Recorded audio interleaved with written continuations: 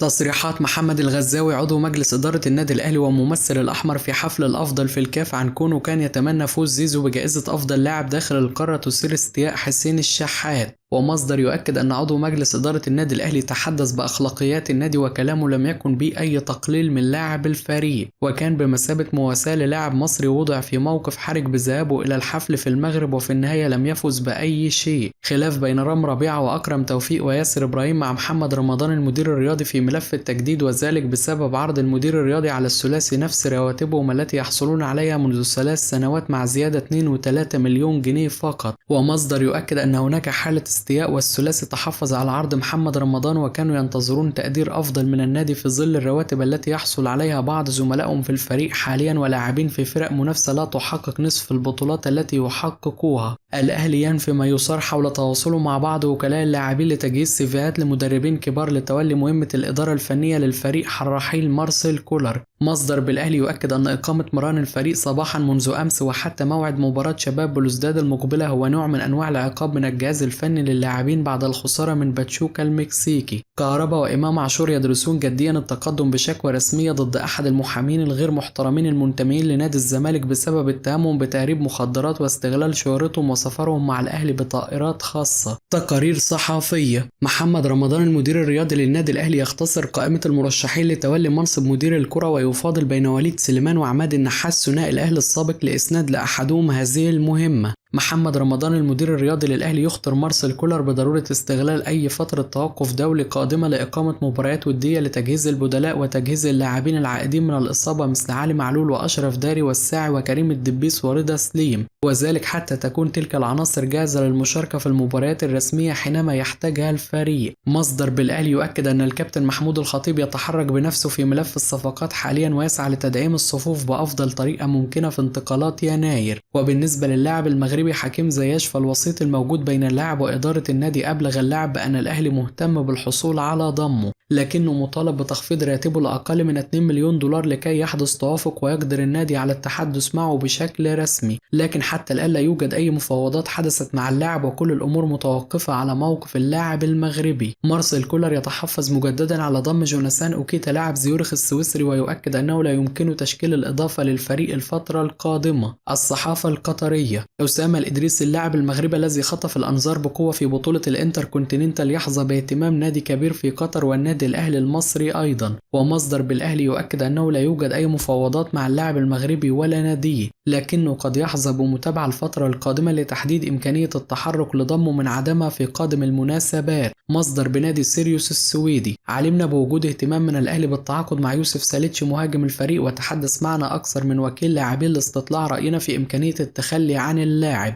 وأكدنا لهم أنه لو هناك عرض جيد فلا مانع لدينا من بيعه، لكن لم تحدث مفاوضات رسمية من الأهلي معنا حتى الآن ولا نشعر بوجود اهتمام جدي من الأهلي مثلما حدث في صفقة وسام أبو علي، ولكن قد يكون ذلك بسبب رغبة ساليتش في الاستمرار في أوروبا ووجود اهتمام من عدة أندية أوروبية بالحصول على خدماته. الصحافة السعودية تنفي تفريط الهلال في نيمار لنادي إنتر ميامي الأمريكي وتؤكد أن اللاعب يستهدف المشاركة مع الهلال في المونديال. صور وصول بعثة ريال مدريد إلى قطر بالأمس يثير حزن جماهير الأهلي مجددا والتي كانت تتمنى أن تواجه الملكي في نهائي بطولة الإنتر كونتيننتال. الصقر أحمد حسن يلتقي بأبو تريكة في قطر والنجم الخلوق يهدي قميص الأهلي الذي يحمل رقم 22. الصحافة المغربية بعد خسارة حكيمي جائزة أفضل لاعب إفريقي لصالح اللاعب النيجيري لوكمان. صدمة واستغراب وخيبة أمل مغربية لعدم تتويج حكيمي بالكرة الذهبية الإفريقية. الأهلي ينفي ما أشارت له بعض الصحف المغربية في تقارير لها عن وجود تفكير في النادي للإطاحة بأشرف داري بسبب تكرر إصاباته. ميدو يعرب عن غضبه الشديد من الكاف بعد خسارة زيزو جائزة الأفضل داخل القارة، ويؤكد أن زيزو كان يستحق لقب أفضل لاعب داخل القارة لأنه قدم مستوى أفضل من أي لاعب آخر، ولكن للأسف المجاملات والعلاقات هي اللي بتتحكم في مصير هذه الجوائز. ويؤكد أن متسب رئيس الكاف حول الكرة الإفريقية لحقل تجارب وخدمة أجندة إنفانتينو ورجاله للاستفادة من أصوات أفريقيا فقط في انتخابات الاتحاد الدولي دون وجود أي خطة لتطوير الكرة الإفريقية، وكل هذا برعاية نجوم أفريقيا السابقين. ويؤكد أيضا أن الجوائز ما هي إلا وجهة بسيطة مما يحدث من فساد داخل الاتحاد الإفريقي لسنوات طويلة، وللأسف لن يتغير الحال قريبا. أحمد شوبير في تصريحات إذاعية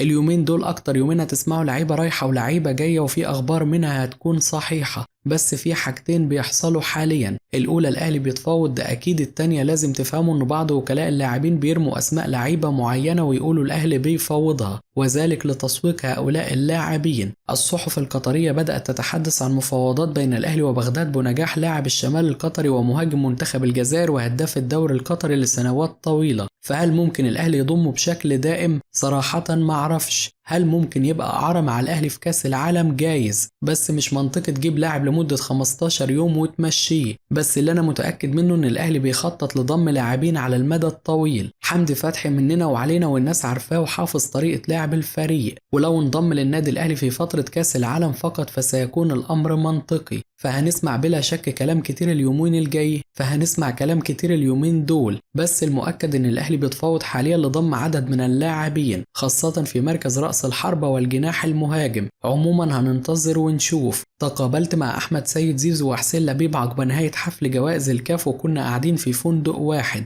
وقلت الكابتن حسين هارد لك ومعلش، وقال لي هي دي الاستفتاءات. رحت لزيزو طيبت خاطره وقلت له اوعى تزعل، وقال لي لا يا كابتن عادي. قلت له الناس كلها بتشيد بيك والسنة دي ما خدتهاش، السنة الجاية هتاخدها. لكنه بالتأكيد زعلان، وعشان اكون واضح لما الاهلي فاز كنت سعيد جدا، واتمنيت لزيزو جايزة أفضل لاعب لما عرفت إن المنافسة بينه وبين ويليامز، وزعلت الحقيقة على خسارة زيزو. قبل الحفلة قابلت كابتن حسين لبيب وزيزو لما وصلوا الفندق الساعة 4 قبل الحفلة بساعتين بعد رحلة مرهقة جدا عن طريق اسطنبول. وزيزو كان متحمس جدا وعنده عشم كبير جدا، وهو يستحق للأمانة، وهو يتعامل كنجم بأخلاقه واحترامه. ونفس الأمر حدث لأشرف حكيمي نجم الكرة المغربية، اللي الدنيا اتقلبت لما خسر الجائزة وبعض الناس المغاربة سابوا القاعة ومشيوا. خالد جد الله نجم النادي الأهلي السابق. السويسري مارسيل كولر المدير الفني للنادي الأهلي افتقد للشجاعة في مباراة باتشوكا المكسيكي. مباراة باتشوكا تحزن، والأهلي كان الأفضل في كل شيء وكان يستحق الفوز، والفريق المكسيكي مجهد وكنا محتاجين جراءة فقط من المدير الفني، ولكن التوفيق لم يكن مع الأهلي في المباراة.